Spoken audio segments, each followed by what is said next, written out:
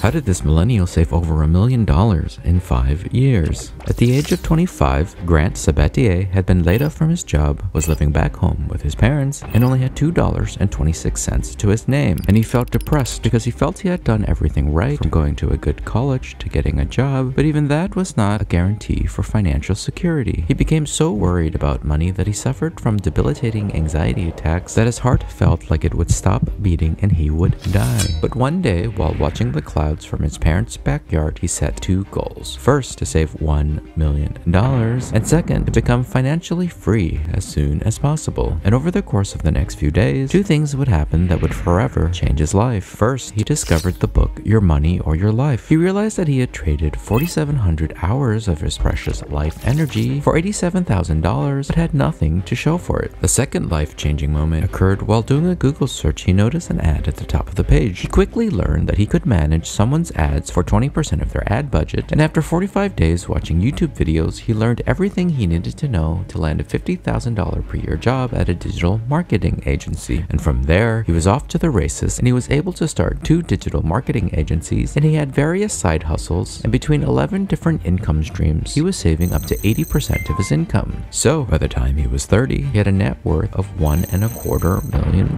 Grant believes that the fast track to financial freedom is to earn and invest as much money as early and as frequently as you can. So today, let's go over the 7 steps that Grant recommends to save as much money in as little time as possible, and summarize the book Financial Freedom, a proven path to all the money you'll ever need.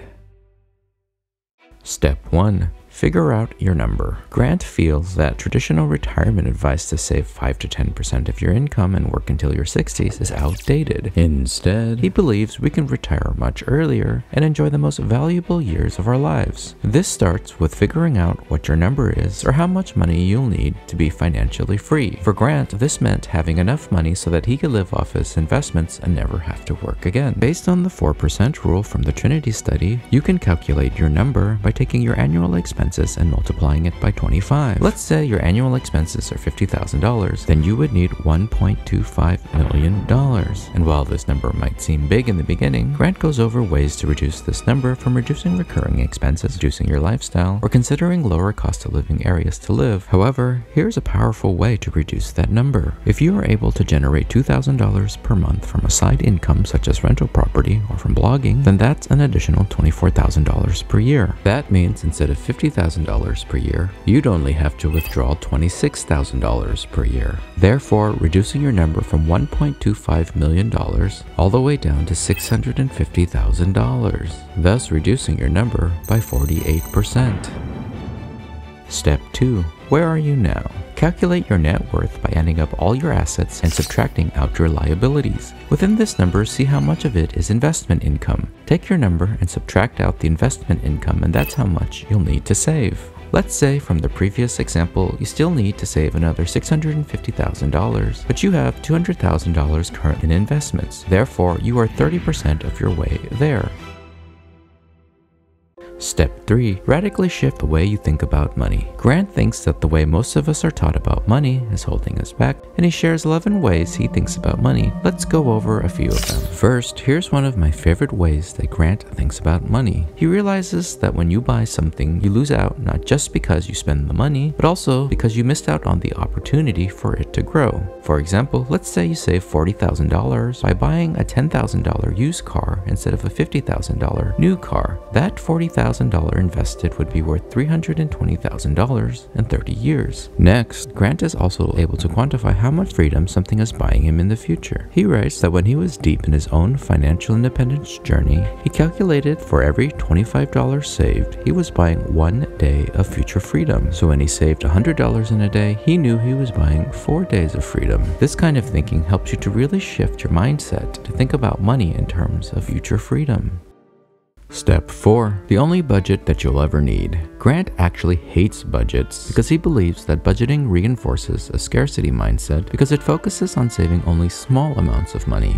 Instead, he thinks that we can save over 25% from our budget just by reducing our 3 biggest expenses: housing, transportation, and food. For example, Grant cites that between 2011 to 2012, he was able to save $25,000 by moving from a $1,500 per month apartment to a $700 per month apartment. That $25,000 saved is now worth over $100,000 in investment growth, which is almost 10% of his entire financial independence number. And Grant also goes over other ways to save on housing, from living with roommates. It even shows ways to live free, such as house sitting or house hacking, where you buy a house and rent out the rooms to other people who will pay off your mortgage. To save on transportation, he recommends buying a used car instead of a new one, using public transportation if that's a viable option, or carpooling. And to save money on food, he recommends growing your own food, cooking it at home, buying in bulk when it's reasonable, and bartering with your neighbors.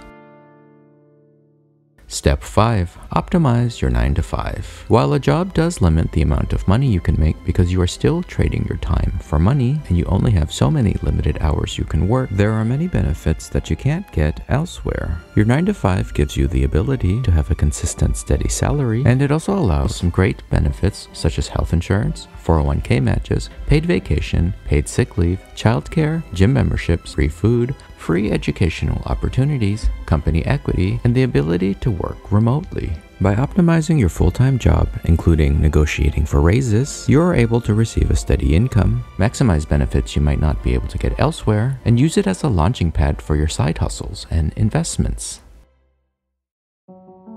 Step 6. Start a profitable side hustle. Side hustles allow you to diversify your income streams while keeping your 9 to 5. You can start side hustling with little time and money and learn a lot of new skills along the way, but have to take only little financial risk. The important thing to remember is to invest your side hustle money so that it can grow. Grant notes that no amount of money is too small. While he was working at his $50,000 per year job at the digital marketing agency, he was working an additional 40 hours per week side hustling. Here are some of his side hustles. Building websites for law firms. His first gig paid him $500, and he later sold the same template for $50,000. One lawyer would introduce him to another, and he never had to do much advertising. Flipping domain names. Grant cites that this was his most profitable side hustle. He calls domains the real estate of the internet. He would routinely buy them for $50 and then flip them for $2,500. As of the writing of this book, he owns over 800 domains. Running digital marketing campaigns for law firms and real estate agents. Grant reports he was able to get paid up to $500 for any lead his digital ads provided for his clients.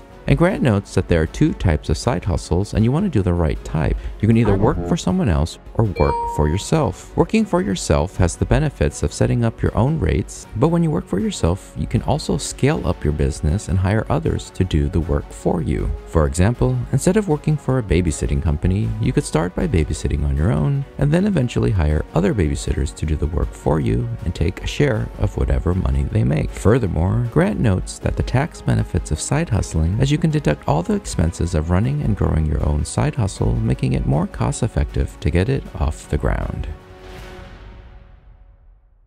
Step 7. Invest as much money as early and often as you can. Investing is the great accelerator of financial freedom and the ultimate form of passive income. And Grant favors investing in traditional vehicles such as stocks, bonds, and real estate. He recommends maxing out tax advantage accounts like the 401k, Roth IRA, and HSA before investing in a taxable account. And he thinks that index funds should be the foundation of your portfolio, with room for individual stocks based on your risk tolerance. From 2010 to 2015, he averaged an income of $221,000 per year, with a minimum income of $43,000 in his first year and a maximum income of $294,000.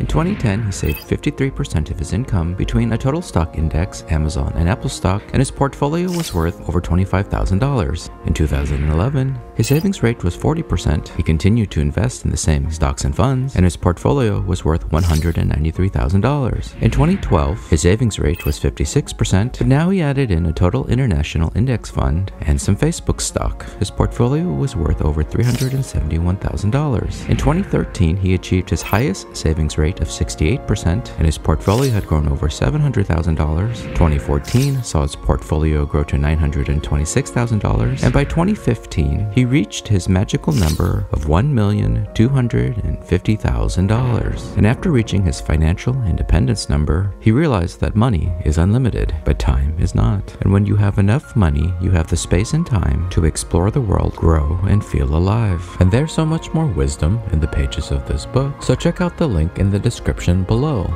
And check out Grant's YouTube channel and blog. And if you like this type of video telling the stories of financial independence, retire early, check out this one about Christy, who retired at the age of 31 with $1 million. And this has been the Tin Man at TinManFIRE, and we'll see you next time.